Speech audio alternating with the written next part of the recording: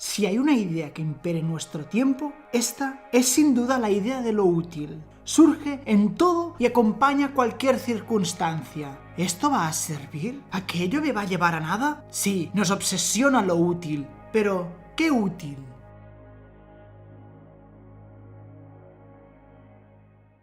Deshilar esta idea de nuestra concepción no resulta especialmente difícil en sí, ya que hay numerosos ejemplos. Algunos son muy evidentes y otros incluso han llevado a la indignación popular. Por ejemplo, podríamos decir a grosso modo que la defenestración del valor que se le da a la filosofía y a la mayoría de las humanidades se estaría dando por empezar a ver esta materia como inútil. A pesar de haber sido el motor de las civilizaciones clásicas en el Mediterráneo y de las sociedades occidentales actuales, es ahora desechado como ese cohete que se queda atrás al llevar la nave más allá de la atmósfera terrestre. Pero está aún más presente, si cabe, en las pequeñas decisiones diarias. En el momento de escoger entre A, B o múltiples opciones más, tendemos a escoger siguiendo este criterio, dando valor únicamente a una lógica, la lógica de lo útil. ¿Pero a qué nos referimos cuando señalamos lo útil? Podríamos pensar que al igual que las tesis democráticas triunfaron como aquellas teóricamente óptimas de aplicar en los funcionamientos políticos, el utilitarismo de Bentham y los Mill lo hizo en lo social. Pero no podríamos estar más equivocados, pues los pocos parecidos que podemos encontrar será en su nomenclatura. Bentham y los suyos teorizaron que si el bien es placer o felicidad y el mal es dolor, la maximización de lo útil sería aquello que mejoraría el bienestar del mayor número de personas. Pero aquí nos movemos en el terreno de la ética y la moral, y para encontrar el significado de nuestro lo útil deberemos dejar a un lado toda la concepción de este tipo y centrarnos en aquello en lo que nuestro tiempo ha dedicado su atención: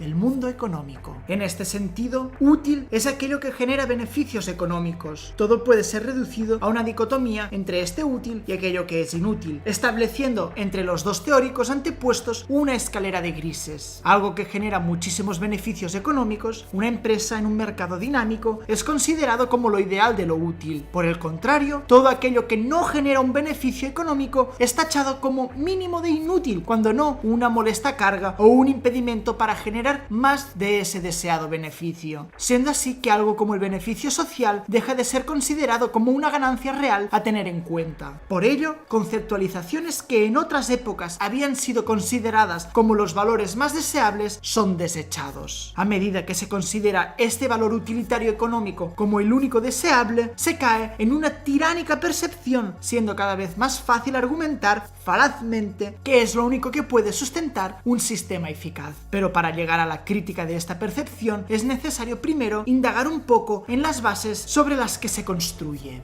Lo más obvio que podemos observar es cómo la vieja evolución como forma de desarrollo es vista como incapaz de dar un fruto real al no generar una inmediata utilidad. Para ello es necesario encontrar un método, una técnica que permita lograr ese fin deseado de la forma más rápida posible. Lo competitivo pasa a ser la norma, eficiencia y productividad son el ideal buscado, mientras lo que no cumple con estas directrices es descartado. Dado esto, se busca convertir cualquier elemento a esta lógica, mientras que aquello que no puede ser transformado tiende a desaparecer. De forma consciente o inconsciente, se entra en un proceso por el cual todo se convierte en mercancía. La educación ha sido uno de los ámbitos en los que este proceso se ha podido observar claramente. Siguiendo con la orientación establecida, va abandonando su función social. Las instituciones académicas se convierten en empresas, sus alumnos en clientes, mientras que la educación es el producto a ofrecer. O se es competitivo o no se debe ser. También es observable en las formas que tienen los individuos de relacionarse, ni esto se salva de esta conversión. ¿Qué son sino mercados de carne algunas de las aplicaciones más famosas de contactos? Pero la influencia de esta visión, al contrario de lo que pudiera parecer, no es muy antigua, ni mucho menos está ligada a nuestro sistema económico concreto. Su dominio surge en el momento en el que la vieja modernidad del capitalismo duro se desmorona y deja paso a una modernidad muy distinta, que supera algunas de las las viejas dinámicas a la vez que acelera hasta el límite a otras. El sistema social y económico anterior se sustentaba en la construcción de distintas narrativas muy ancladas en la tradición, aunque fueran presentadas con ropajes modernos. Se entendía que había un algo más, lo cual servía a su vez para sustentar las bases metafísicas del desarrollo de la sociedad, Dios, el Estado o la comunidad, por ejemplo. Pero el desarrollo histórico y los descubrimientos que se fueron realizando a lo largo de toda la época moderna y contemporánea pusieron en entredicho muchas de estas, desarrollando en consecuencia una narrativa de la negación de las narrativas o la equiparación de todas. Con el fin de estas se abre la vereda para una visión que simplifica todo a cierta mirada darwiniana de la existencia. Solo se puede entender el mundo en clave de supervivencia. Se niega la posibilidad de construir unos nuevos prolegómenos que respondan de una forma distinta. Solo sirve como criterio de decisión lo que es útil o lo que por el contrario no lo es. Un ejemplo de esto puede ser nuevamente la educación. Si antes implicaba el cultivo del espíritu, el criterio, la reflexión y una búsqueda de la perfección, ahora queda reducido a la mera proporción de herramientas útiles para desarrollar una ocupación que es demandada por el mercado. La educación es reducida a mera formación. Esta tendencia llega hasta los cimientos de la misma concepción de lo humano. El individuo es desnudado, sus lazos comunitarios, cuya lógica responden a otros criterios fuera de la lógica útil-inútil, van perdiendo fuerza poco a poco, siendo descartadas en su mayoría. Se pasa de la vieja exaltación de los logros grupales, motor de la modernidad, al aislamiento cubicular. Este proceso es muy complejo y deriva de distintas dinámicas sociales e históricas, pero sin duda la lógica dicotómica que aquí criticamos tiene un papel importante. El ser consciente es reducido a sus características biológicas, siendo contemplado como receptor-reactor de estímulos. Es convertido en un homo stimulum al que se le niega todas sus posibilidades posbiológicas, las cuales han perdido toda legitimidad, pasando al mito y al dogma. Son a la vez desechadas por inútiles, no responden adecuadamente a las nuevas necesidades del sistema imperante. Aspectos íntimamente ligados al ser humano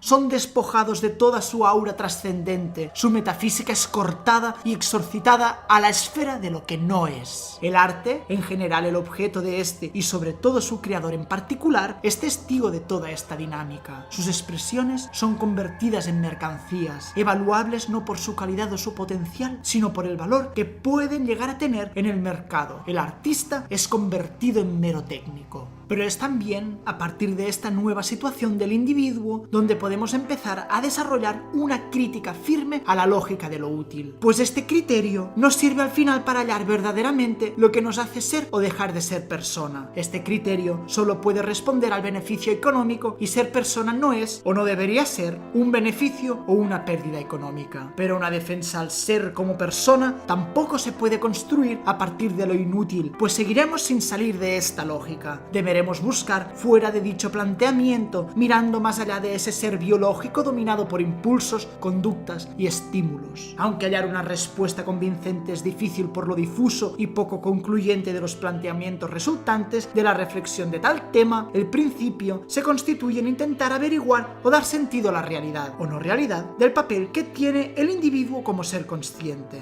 Se debe buscar en esto un nuevo camino con el que construir otros criterios válidos que contemplen la complejidad de la realidad, sin usar a su vez los viejos dogmatismos, pues una narrativa tal es imposible de volver a hacer sin caer en un engaño que afecte a las masas, ya que tal y como apuntábamos antes, actualmente seríamos incapaces de darle una base fundamentada en una verdad. Se vería necesario entender filosóficamente los nuevos descubrimientos del funcionamiento de nuestro cuerpo biológico y de nuestra conducta individual y social, sin terminar por reducir todo a unas proposiciones que solo ven plausible concebir la realidad a partir de estos, los cuales están sin duda cerca de la lógica útil-inútil. Pero si este prisma resulta insuficiente, podemos realizar usando el mismo criterio en su contra. No todo lo que genera un gran beneficio inmediato implica una real utilidad a la larga. La creación de una infraestructura civil y una población apta para desarrollarse en puestos competentes tiene un coste que no siempre puede ser asumido de forma particular. Es además un coste que no supone un beneficio económico directo, pero sí una utilidad general. Este planteamiento, bien defendido por autores como Stirlitz, Chomsky o Judd, podrían ser opuestos opuestos al mito neoliberal del chorreo, el cual argumenta que optimizar los beneficios privados termina por permeabilizar en el total de la sociedad. Pero el fracaso de esta teoría se puede percibir tanto desde la vertiente social como la propiamente económica. Si seguimos a Han en lo expuesto en su Sociedad del Cansancio, intentar culminar este sueño ha llevado a una época en la que se ha roto la dinámica del amo y el esclavo, pero para convertir a todos en esclavos de sí mismos, autoexplotados hasta las últimas consecuencias de la depresión. Económicamente, el beneficio a unos pocos no llega al resto, mientras que el estado del bienestar es desmantelado y la precariedad se instala como norma. Liquidez elogiada como deseable, un 1% acumula y acumula a costa del resto.